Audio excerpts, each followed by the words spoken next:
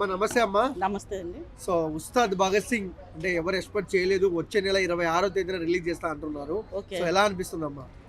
చాలా సంతోషంగా ఉంది.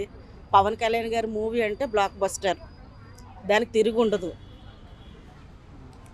హరీష్ శంకర్ గారు గబ్బర్ సింగ్ తో ఇండస్ట్రీ హిట్ ఇచ్చారు కళ్యాణ్ గారికి. ఇప్పుడు ఉస్తాద్ తో ఏమి ఇస్తారు అనుకుంటున్నారు? చెప్తున్నాను బంపర్ ఆఫరే, ఇది ఇంకా బంపరే. ఓకే, చాలా వరకు అంటే శ్రీలీల కూడా ఉంది కదా సినిమాలో. కొంతమంది శ్రీలీలది ఐరన్ లెగ్ అంటున్నారు. ఏంటి అలాగే అదేంటి గబ్బర్ సింగ్ ఏమన్నా చేశారు శృతి హాసన్ గారు. శృతి హాసన్ గారితో చేసేటప్పుడు ఏమన్నారు, బట్ల గణేష్ గారు ఆమెది ఏం సినిమా తీసినా సరే ఐరన్ లెగ్ హిట్ అవ్వదండి అంటే, పవన్ కళ్యాణ్ గారు అట దెబ్బలాడారట నువ్వేం హిట్లు తీసావని. అలాగేనండి, ఎవరిది ఎప్పుడు ఏది టర్నింగ్ పాయింట్ అవుతుంది అనేది తెలీదు. ఎవరి ద్వారా ఏ రకంగా ఎప్పుడు హిట్ అవుతుంది అనేది ఎవరికి తెలియదు. ఎప్పుడు ఐరన్ లెగ్ అది ఇదని ఎప్పుడు కూడా ఎవరికి అనకూడదు.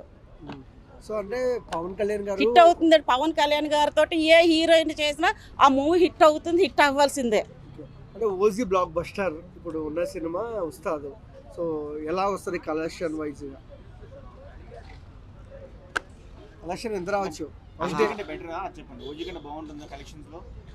ఏదైనా పవన్ కళ్యాణ్ గారిది కలెక్షన్ అనేది రోజు రోజుకి బెటర్మెంటే కానీ లో అన్నది ఉండదు.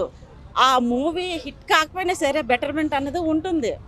పవన్ కళ్యాణ్ గారు అంటే పవన్ కళ్యాణ్ గారే, అంతకు మించి తిరగలేదు. రిలీజ్ డేట్ అనుకోలేదు, టక్కున రిలీజ్ చేశారు వచ్చే నెల అని.